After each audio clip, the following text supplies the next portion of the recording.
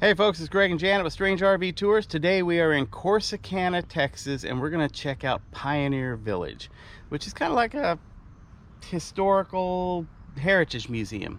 So it's going to be interesting. Let's go have some fun. Okay, Pioneer Village tells the history of the town of Corsicana and Navarro County.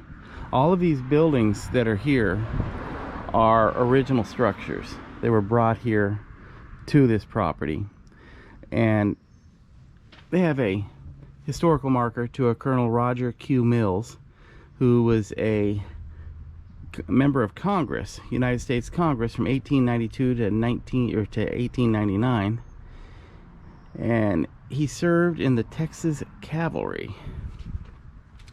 And this first building that we're going to go inside of actually dates back to before Texas was a state, when it was the Republic of Texas. And this is a real building from that time. And above it says Hartzell's General Store, from 1851 to 1900. So let's go check this out. But they did a good job on restoring these places.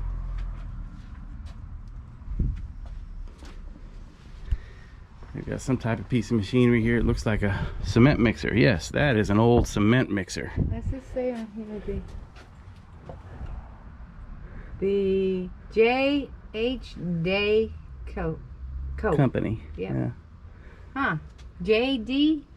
J.H. It's J.H. All right, we're going to check this place out. This old general store. P. Samuel's Men's Clothiers. Wow. Okay, so over here, this was the old post office here. That's always the job of the general store, huh? Yeah. That's pretty neat. Look at that old phone on the wall. It says United States Post Office from Powell, Texas. The postmaster was Lily Mae Lunnan Dixon. From September 12th, 1961 to October 1st, 1991. I bet they weren't using these boxes in 1991. And if you don't know, Corsicana is the home of Wolf Brand Chili and the Collins Street Bakery. Wow. Old cash register. All kinds of old stuff in here. Yeah. Makes me feel young being in here, Jan. Yeah, I don't even recognize some of this stuff yet. Yikes. Looks like an old radio or something. Yeah. Old keys. Cool. Cool. Balls of twine. Look at the old... Cylinder player, huh? Yeah. Is that before or after Victrolas? I think it's before. Before. Yeah. Yeah. A scale. It says these tools date from the mid-1800s, when our county was formed, through the early 1900s. Many of the dates on the tools depict in these sketches. Sketches? I don't see no sketches. I just see real tools. Are much earlier, but the hand-forged blacksmith made tools changed a little over time with slight variations. All kinds of stuff. Yeah. Yeah. Some old tree saws up there. So this was established 1851. So that's pretty cool. They actually saved this place. Yeah. And she was saying that they started, this is a park that this is residing in. It's called Chester Park. And they asked for some land to put one building. Then they asked for more land to put all these buildings. That's pretty cool. And that's how the Historical Society and the city kind of joined together in this venture, apparently. That's pretty There's some Wolf Brand chili. Yeah. I don't think I'd eat that one. That looks a little old. Mm-hmm. There's a lot of cool stuff in here. Yeah. There's the shaving soap Dad used to use. I could use some of that now. Yeah, you need to shave. All these old bottles. Yeah, these are those crazy ointments that people would come up with, say they were going to cure you. Oh, that's shampoo there. Yeah. Honey and tar compound. What would you use that for? Honey and tar. Tar and feather somebody? Wow. The logs on the general store were first on the home of Noah J. Byers, sold to Dan Hartzell in 1851. Wow. Imitation strawberry flavor. Those old eye drops. St. Joseph. Wow, they did McClure comb and all that. I remember that. Yeah, some of that mercury glass. Wow. All right, what do we got over here? Owners. Owners. Mm-hmm. Oh. This must be old photographs from Corsicana. Wolf brand chili, Corsicana Daily Sun.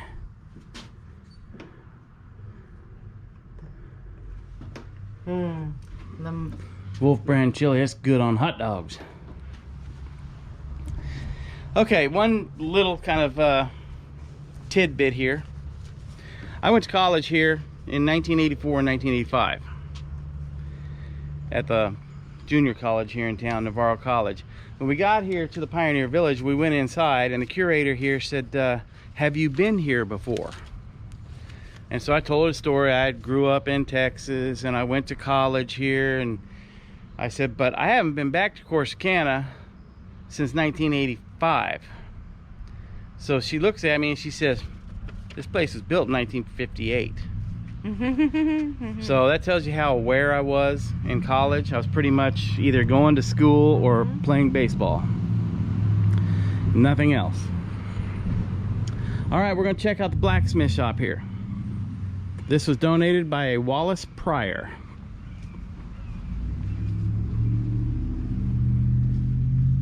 She actually made me feel bad, like, you went to college here and you didn't know about us? Yeah, really. And I was like, yeah, I was 19 years old at the time. All I had on my mind was school, girls, and baseball.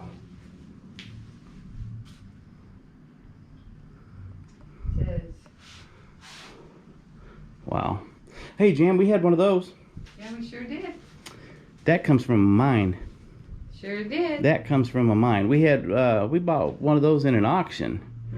And basically it hangs by a cable and it would bring ore out of the mines.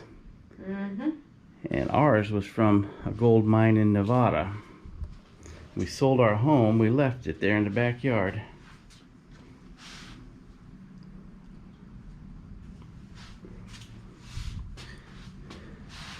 Ah, here's where they'd stoke the fire.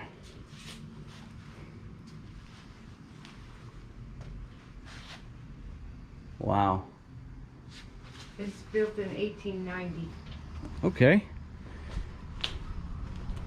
You say so. We're going to cut across the grass here because I want to get closer to this carriage. U.S. mail carriage from Waxahachie to Corsicana, Centerville, Anderson, Fairfield, Madisonville. Colonel G.W. Grant stage line. It's like stagecoach is here. Yeah. Wow. They even have a whip. I thought they put their guns there. No, it's another whip. Okay. I guess. Yeah, right up there. Whip, whip, whip, whip, whip. Yep. Okay.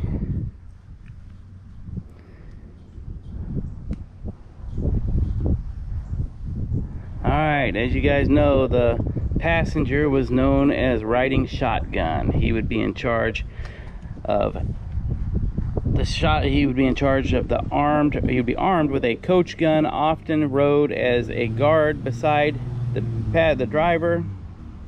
This is where the term riding shotgun came from. Boy, can I trip over my tongue any more than that? Yeah. Alright, we've got a well here. Yeah, it's not very deep. It's ground level. I don't think that's from the 1800s. I'm gonna go around here, Jan, and see what these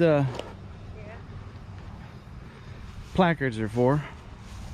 Now this This was called Frontier House because just this one house was here, and that was it. And then they made it Pioneer Village when they brought all the others. Oh, I'm sorry. That's okay. Let you guys read those if you want.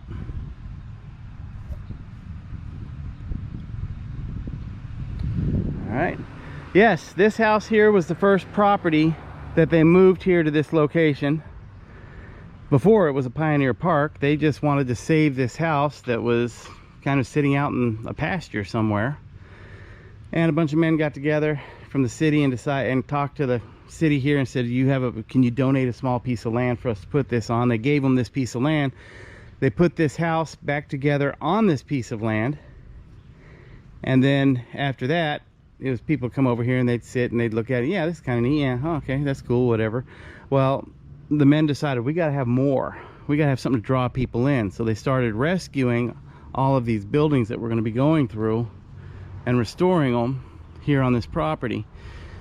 And this house is known as a dog trot home. Today we call it a breezeway home. Okay. Yeah. So some people call it a dog trot home. People call it a dog run home. They call this breezeway. That's what we would call them today, is a breezeway home. They had this breezeway so that your dog can come out here and relax in the shade. But also during the summertime, because it got so hot here, families would pull their beds out into the breezeway and they'd sleep out here at night, and they'd set up a table out here for eating dinner also, because there was no air conditioning at the time. And to tell you the truth, I still think Texas doesn't have air conditioning, because the air conditioning never works good enough in Texas to really cool you off. But this is what the inside of a Frontier dog run home looks like. This was built in 1854 for Dr. Cookie. Dr. Cooksey. Dr. Cooksey. He obviously likes stale bread and vegetables. Don't think I'd eat those. Got a piano in the corner. Got some creepy dolls over there. Really creepy dolls. A walnut bed made in 1840 by slaves in Georgia. Brought to Texas by Dr. Samuel W. Johnson. Wow. Yikes.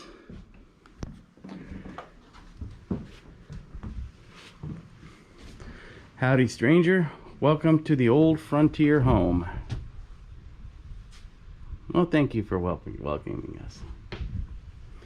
Alright, let's go inside and see this. Looks like another bedroom, living room, and an office area. And there's Dr. James Cooksey right over there. He looks more like one of those Amish, yeah, Jedediah. That's what his name should have been. Yeah, there you go. Wow. An old scale there. Yeah, you can definitely tell he's a doctor. Office, medical books, all kinds of crazy potions. I thought that was a desk. That's not a desk. That's an examining table. Yeah, it is. Yeah. Stirrups and everything. Around 1900. Wow. I couldn't have got on that table. No way. It's for women. I would imagine that if somebody had to have surgery, they'd put them on there too. Maybe. Candle molds. Right. What do they call those? Spinning wheels? Yeah, I guess. Yeah. Now, if you grew up in Texas when I did back in the 70s, you would know that that's a spinning wheel, because we actually, in history, we had to take courses on Pioneer, Texas, and the Texas Republic, and at the time I thought that was so boring. Now I think it's so cool. All right. We got lots to go through. Yeah, we do. We got pecans all over the place. All right, we're coming up here to the Ethan Melton kitchen. Back in the 1800s, before you had really good water sources, they would do, a lot of homes, most homes would have the kitchen separate from the main building. The reason being, if there was a fire you would only burn the kitchen down. You wouldn't burn the main building down also. And secondly, the kitchen would stay hot. So you cook your food in the kitchen area and then bring it into the main house or onto the breezeway where you would actually prepare the meal. More old moldy vegetables. Now all those Painted vegetables. the fireplace is all the native materials from this area. Oh yeah? And Melton was the first postmaster for Navarro County. Look, they've got an 1842 menu back there. Monday would be fresh venison. Tuesday would be wild turkey. Wednesday would be buffalo steaks. Thursday would be quail stew. Friday would be fresh fish. Saturday, hash with wild onions. And Sunday, wild honey bread and coffee. Wow. That actually sounds pretty good, doesn't it? Yeah. Well, that's a pretty good menu. 1850 ash hopper. Water passing through ashes will turn to lye. Lye and grease is mixed to make soap. Yep. Sure enough. I knew they made soap out of lye, but I didn't know they put grease in it. Watch your head. These pecans are falling. Yeah, And get the you squirrels are having a time of their life. a bump on your noggin. Okay, that's a sugar cane extractor there. Of course it is. What else would it be? A mule-drawn corn mill. Looks like the mules gave up and left. All right, over here is Uncle Joe's cabin. Oh, goodness. Everybody's got a creepy Uncle Joe in their family. Let's hope this isn't one of them. This show had an Uncle Joe in it. Uncle Joe. Petticoat Junction. Uncle Joe. Here comes Uncle Joe. He's moving kind of slow. Yeah, this Uncle Joe is pretty creepy. He's got little torn up dolls and weird spoons. Look like they could have been for freebasing. That's a tool. This for doing to like. There's a little knife. Old knife. Look at that bed. Okay.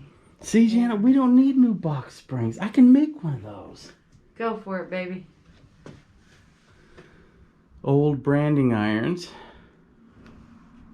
This place is tiny. Yeah. A sling blade here.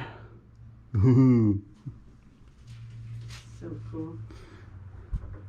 What was Billy Bob Thornton's name in Sling Blade? Oh gosh. You remember? No. I want some biscuits and mustard. Yeah, right. Carl. Yeah. Carl the Sling Blade killer. Okay, we got an old barn over here. It doesn't look very big for a barn.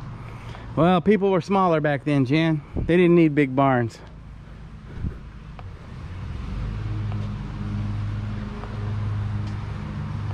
Donated by Miss Lily Thomas. And we got a man guarding this barn in here. It's got concrete floors now. Yeah. Confederate Veterans Reunion uniform worn by John P. Cox, son of Euclid M. Cox, who was killed by Indians in the Battle Creek Massacre of 1838. You know, weird looking dude. All right, we got all kinds of old photographs. Of course, Corsicana Fire Department. I think that fire department is still in use today, that building. This actually looks like it could have been that house right there when it was actually being constructed originally. Originally? Yeah, you can see the breezeway right there. Wow. Or is it I bet that is reconstructed? No. Well, yeah, possibly. Because those guys are wearing more modern clothes.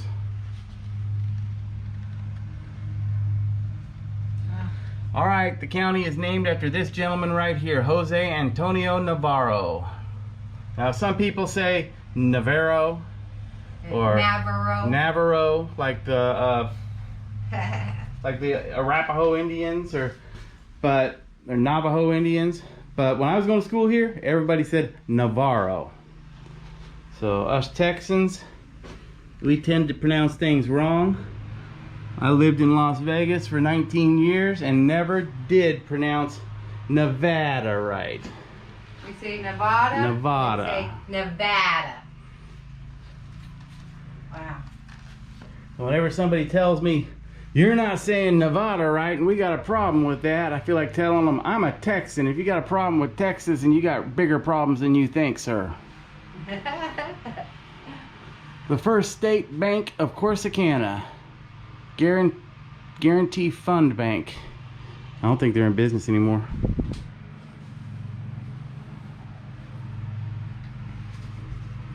All kinds of, looks like Civil War items. There's a hat. You said you lived in like an old house for your fraternity or whatever. Yeah. Was it an old house? It was an old house. It's probably built in the 50s or 60s. My freshman year, we stayed in really nice dorms that were brand new. And the baseball team tore those up so bad that they wouldn't let us stay there anymore. I didn't do that, guys. But I was a freshman, so I was fairly gentle. Whereas the sophomores, they knew they were leaving the next year and didn't have to worry about, they would have fights and break holes in the doors and the walls. And then the next year they had us stay in an old home that was actually on the college campus. And it was a home that they were going to tear down at the end of the year. And so that's why they let the baseball players stay there, because they figured, yeah, if they tear this home up, we're going to tear it down anyway. So if you look at some of these pictures, maybe it's the house that you stayed in. No, it wasn't that old. But what ended up happening is I went home for spring break my sophomore year, and while I was gone, my roommates had a big beer party. They tore every wall in that house out. I mean, literally, you can stand on one side of the house and you can see all the way through the house. Wow. Came back from spring break and we had to live in that house with all the torn up walls for the second half of the year. And then this college decided not to tear the house down.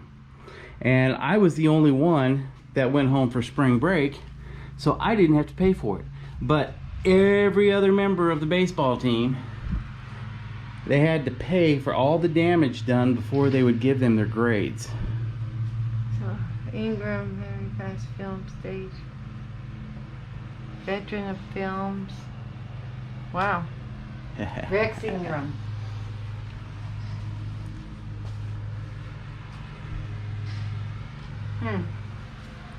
I guess this is now the picture barn. Okay.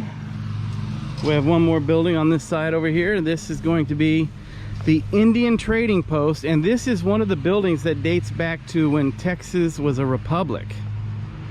So this is one of the oldest buildings on the property. Logs donated by Ott Matthews and T.E. Larkin. Thanks, guys. All right, we got arrowheads. So they said it's around 1838. Wow. A long time ago. Yeah. Built by Dr. George Washington Hill.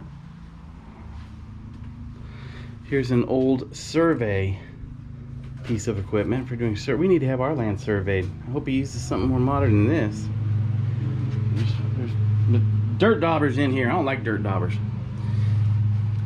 Native American tools and weapons. A scalping knife. I didn't know there was such a specific type of knife for scalping, but there it is, guys. That's creepy. Lady Indian dress wear. Bow and arrow.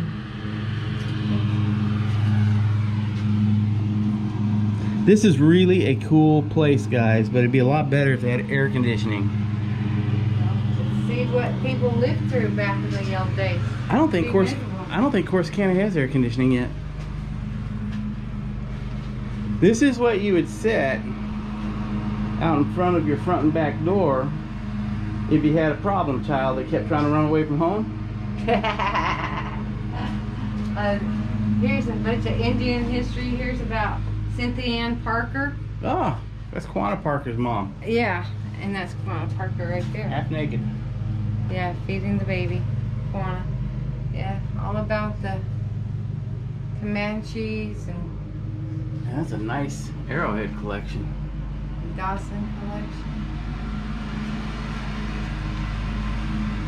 This is that famous Dawson collection that you have heard so much about, picked up on the battlefield of the Surveyor and Indians. Battle took place in 1838. Now, I don't know anything about the Dawson collection, so nothing. There's John Wesley Hardin, the meanest cowboy in the West, once shot a man for snoring.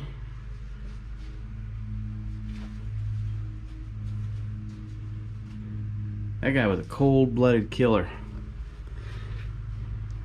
And then he went to prison for it. When he got out of prison, he became a lawyer. Another type of killer. Yeah, right. And then he was murdered. Wow. There's some really large arrowheads down here. Wow. Look like they've That's neat. been for spears and stuff. Neat stuff.